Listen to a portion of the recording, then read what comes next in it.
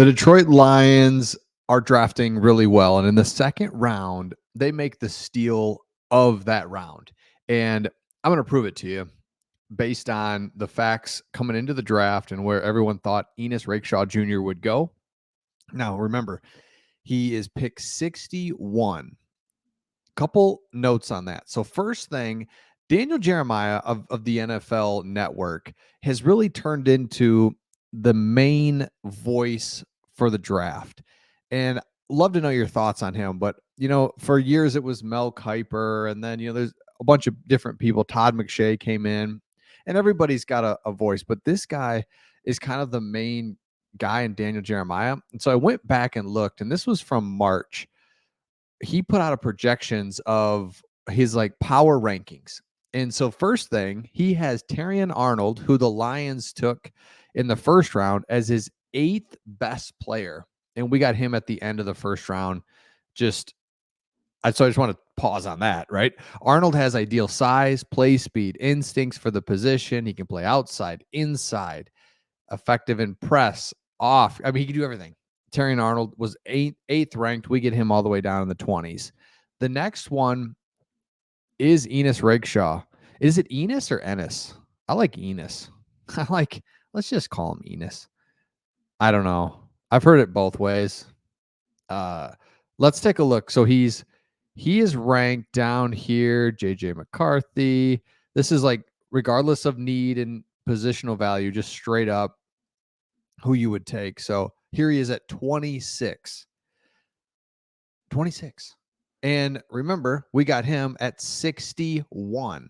Why did we get him there? We'll go to that in just a second. But first all, Rakestraw is rangy, fluid cornerback who plays with energy and toughness. He is physical in press, and he stays attached underneath and vertically. He is a loose athlete who can flip his hips smoothly. He does a nice job staying on top of deep routes, and he can locate the ball. I'd like to see him do a better job with finishing with the ball instead of simply poking away at it. He's awesome against the run. Not only is he quick to key read, but he attacks blockers, including offensive linemen. Watch the Georgia tape from this past November to see him thud off an offensive tackle before delivering a physical stop. He's always bouncing around. His energy is palpable through the screen. Overall, players with this profile, this position traditionally translate very well to the next level. Exactly. What we've got here is a guy that had some injuries. It's football. Everybody does. But it's the beautiful thing about this was he runs like a 4.5. Let's pull this up too. The guy ran an impressive. Let me go to it. I'll go back to it in a second, but his RAS score was a little low just because they didn't like his weight. But athletically, he had a growing injury and just still participated in the draft. Still awesome. Okay. And with like a half a leg, he ran a 4.5. So he's got the speed. Wait till this guy gets fully healthy. He had some different injuries that held him up. Let's go here. There were certainly eyebrows raised when they went back-to-back corner. Not at all for me. Are you kidding me? Do not do not forget what happened in the NFC Championship game. And Brad Holmes has put a stake in the ground and said, we will not have players like, no offense, but no guys like Kendall Vildor in the NFC Championship game with everything on the line. We're not going to do that. We are going to have real ball players out there and games when it matters. Again, Vildor, love you. Shout out to Vildor for calming down the secondary when we brought him in midway through the season and helped us out, because Jerry Jacobs wasn't it.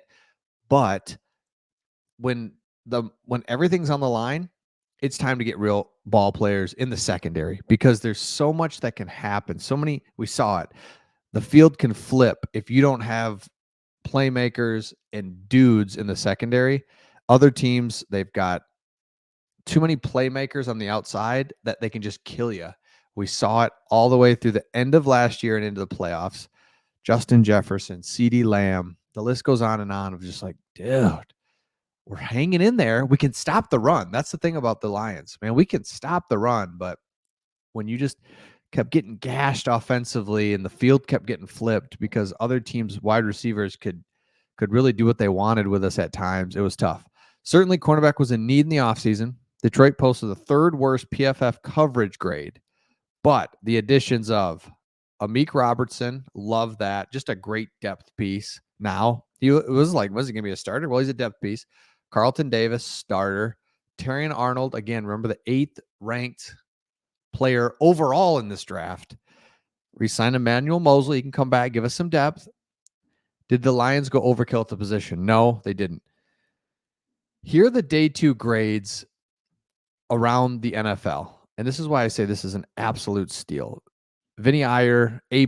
Lions get another dynamic cover man to rebuild the cornerback. After jumping on Terrion Arnold in the first round, they targeted Rakestraw, an ideal fit for Aaron Glenn's coverage scheme. And that's another big point. Remember that the Lions like to play man, keep it simple, man up, and let's go. And now a lot of the criticism is from going corner, both getting corner and corner in back-to-back picks, is defensive end was not addressed. I get that. And I would love I would love to have 2 stud defensive ends. Who wouldn't? But I also don't mind this route either. Let's get good corners. Let's get good corners or good defensive ends or both. That would be ideal. We're just addressing it in a way, though. Like, instead of just ignoring it totally, this entire secondary has been revamped. I feel so much better about it.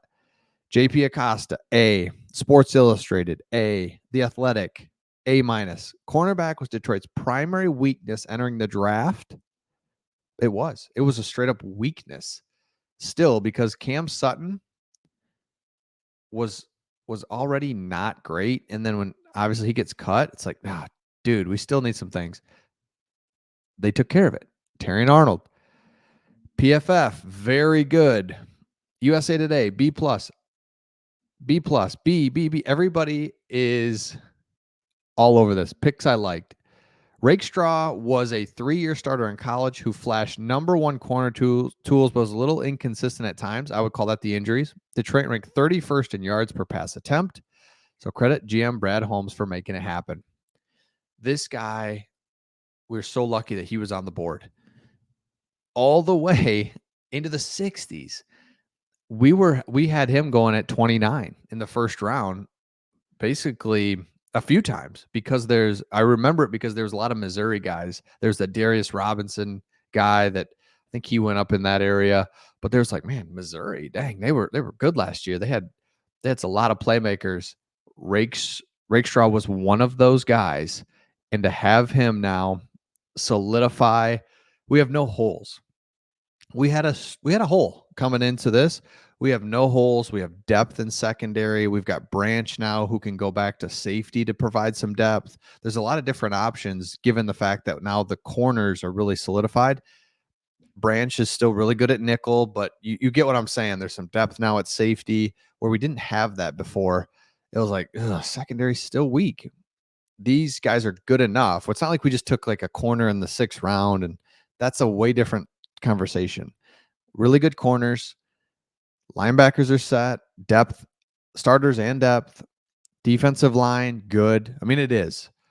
The guy we got from the Vikings to be the defensive end, we'll see. I don't know. But Hutch is only going to get better. Aleem, DJ Reader. So defensively, it's like, okay, I feel so much better than a year ago. It's crazy. Cam Sutton was not it. And it might be a blessing that that we cut him. It really might be. So let me know your thoughts in the comments, and we'll see all of you on the next one.